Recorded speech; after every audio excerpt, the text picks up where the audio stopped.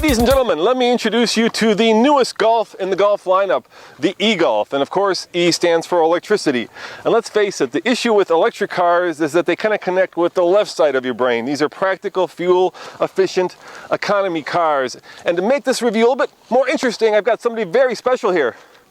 Hola! And if anybody can infuse in personality into this review, it's our own Emmy Hall. Oh, I'll Emmy, do my best. have you ever driven an electric car for the masses? I have not. This will be my first time. So you're a newbie. Totally newbie. So let's get the reaction of somebody who's never driven economical, an affordable, Yes. an attainable electric car. And that is coming up next. On the fast lane car.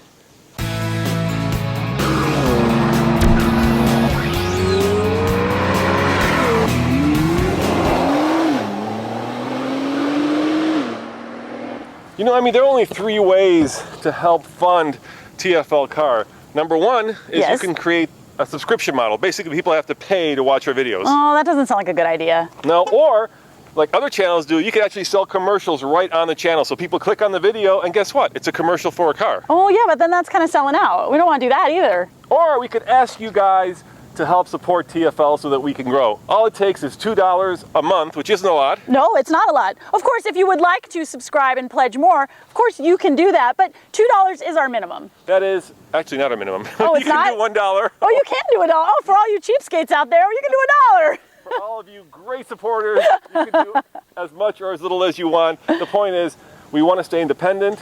We want to be authentic. Yes. And we don't want to be beholden to anybody so that we can give you the true scoop on cars like this, Right. the 2015. E-Golf. Now we want to make this clear to you all though, that this is not a requirement. We're still going to be bringing you awesome content whether or not you pledge to support us or not. It's just that, man, would it be nice if you did. Yeah, a video every day is a lot of work. A lot of work. You should see this guy. His eyes are bugged out from doing all this editing. It's crazy.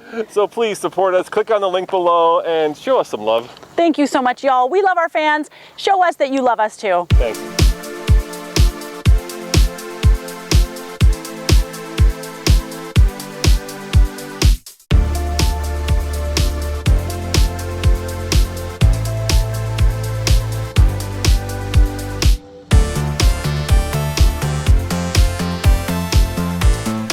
So under the hood, Volkswagen has given us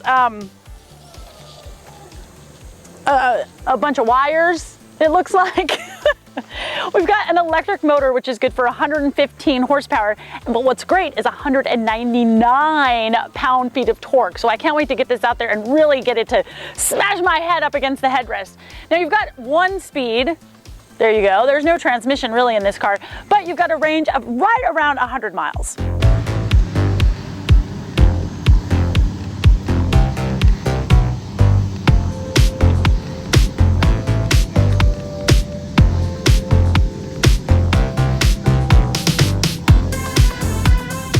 Start her up. I think I did. I think it's starting. I think it started. You can't tell, can you? No, you can't. No. Because there's no engine noise, and they haven't even pumped any engine noise into the cabin like they do on some other electric cars, right? Yeah, I bet you if you were to floor it, you'd do a mighty I would do it. cool burnout. I would, but I'm not in front of all the Volkswagen brass. That might be a bad idea. You know, when we first thought about doing this review, we thought we'd call it a Lamborghini Aventador review just to get you guys to watch it. But then I thought better of it. I know. That might make Volkswagen a little angry, although Lamborghini is part of the Volkswagen group.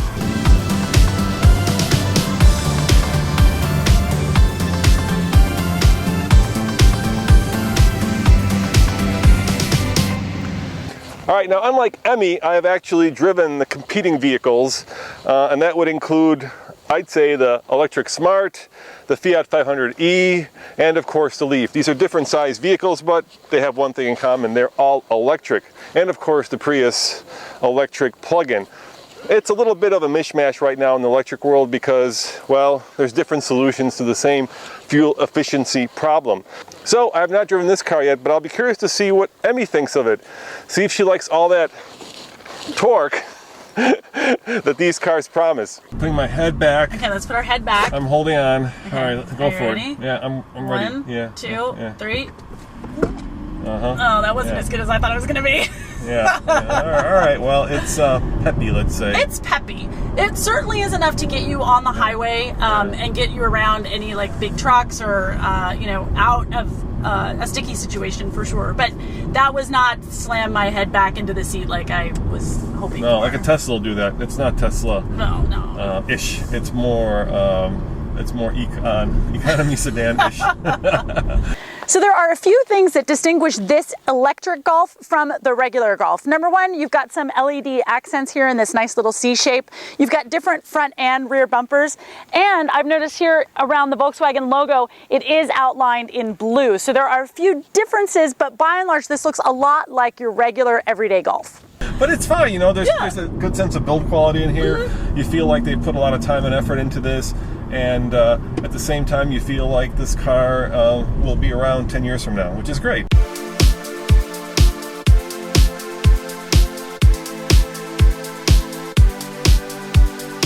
I've got a couple of different modes for regenerative braking and a couple of different eco modes in driving, which will affect what my range is. Now, the highest range that Volkswagen claims is around 100 miles.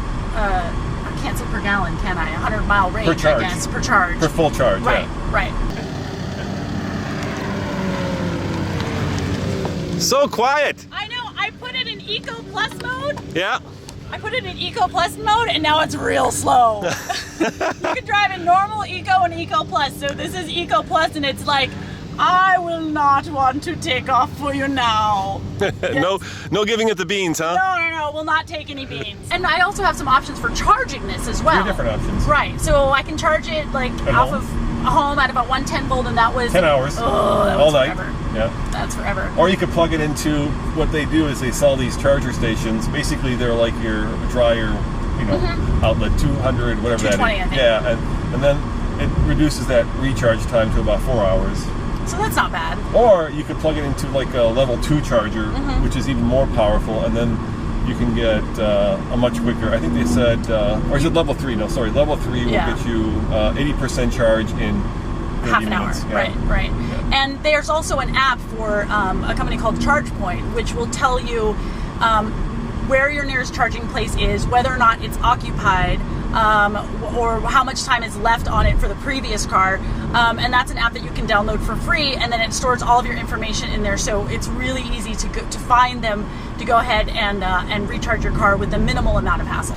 So the interior of the e-Golf is like the exterior, very blue. There are blue accents to let you know that you are driving something that is unique. Of course, this is a Golf interior, nice soft touch materials, very basic layout. It's very German, it's very clean, it's very ergonomically correct, but it's also somewhat boring. The really cool part is when you buy this car, all those public charging stations from ChargePoint are free. Right. So basically there's no gasoline cost. Yeah, correct. So you've got your federal rebate, you've got your state rebate, and then if you're smart enough, you don't even have to recharge it at home, I guess.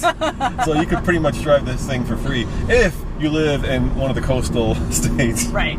Because let's face it, the problem with electric cars is that when you get into places like Chicago, which we talked about, it gets cold. Right. And the range drops a lot when these batteries get cold. Although this is available in Vermont, and Vermont winters are pretty bad. So, I guess if you're living in a cold weather climate, you do have to prepare for the fact that you're probably not going to get a 100-mile range, and to be cognizant of that and always be watching your range and where you're at, because the last thing you want to do is find yourself stranded. Although what we learned today was that if that happens, Volkswagen will come out and kind of rescue you if you find yourself without a charge somewhere. Reverse the car and see if it actually makes any sound. And that would be a no. Nothing.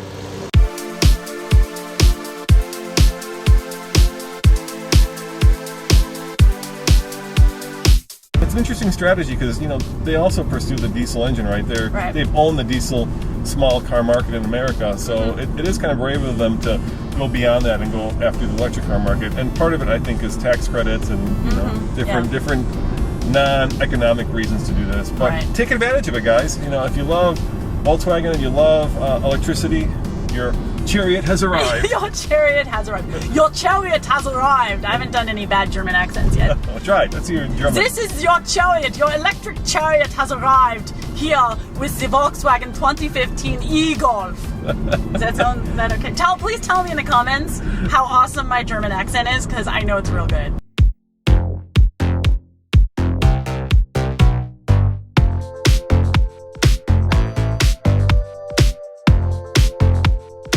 All right, Emmy, so if you love this car and you live in Chicago, you're basically out of luck. Why is that? Well, because this car is only available in what's called the ZEV states, that's zero emission vehicle states, and there's 8 of them.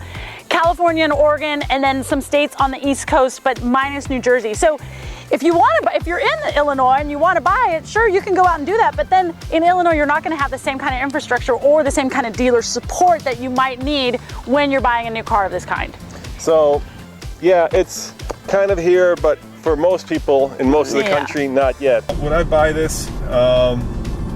Yeah, it depends. If I had a short commute, I could get into the HOV lanes, and you know, the Fiat 500 is the sportiest of the bunch. The Tesla is the most expensive, right? And it's got the longest range. Right. The Smart e-car is just a little tiny city kind of thing, and the Leaf is getting kind of old and dated, and the range isn't quite there. So, yeah, I think if I wanted a German experience in an electric car, this would be a Das Chariot. Das Chariot. Das Chariot. Yeah, no, I mean, I agree with you. I don't have a crazy long commute at the moment, and even if I had a long commute that was, you know, let's say 75 miles, I would definitely be looking more towards TDI than I would be towards this. But, you know, if your commute's 25 miles in Los Angeles traffic, I mean, ain't nobody got time for that. No. And with this, you can get in the HOV lanes, and it's a good solution for those kinds of commuting problems that people have. So, Emmy, on the TFL scale of buy it, lease it, rent it, or forget it, what do you give it? Oh, I would love to give it a rating, but you know I can't do that. Because we haven't had more time with it. No, we can't. We really need more time in order to give it. We won't get that more time because we're in Colorado. That's right. We cannot get it. But if you are in one of these ZEV states, you can purchase this car for about $35,445 smackaroos, minus, of course, your state and federal rebates. And as always, this is Emmy. Hey, and that's Roman. Saying thanks for watching, and check out tflcar.com for more news, views, and reviews. Thanks for watching, y'all. Ciao.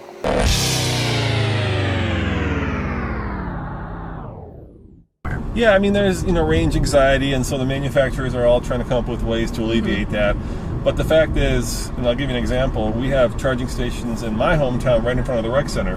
And last time I had an electric car, I pulled up and there were 2 SUVs in front of it, in front of the free charging station, and that wire wasn't long enough to actually recharge the car, which meant that, unlike those guys, I had to wait there for a half hour until they came out and moved their car because I was out of juice and there was no gas station I could drive to. So there are limitations with electric cars, and as convenient as they try to make them, people know that, and it's just but it's just going to take time. I mean, you know, remember when electric cars first came out and there wasn't a charging station anywhere, and now at least you can find them. So the more, you know, it's like, I have a saying, small catch monkey. You have to have little tiny goals in order to get to your big goal. And that's really where manufacturers are what they're going for. They want to make small little sales goals, and over time we'll have the infrastructure so that it's going to be more practical for those of us that have longer commutes or have need to be in the car for longer than just 100 miles at a time. All right, small catch monkey. I get the small, but why monkey? Why not like an elephant? Small catch. Actually, you may not know this, but I was in the Peace Corps, and that was a saying that the Cameroonians had. Oh, okay. Yeah, small catch monkey.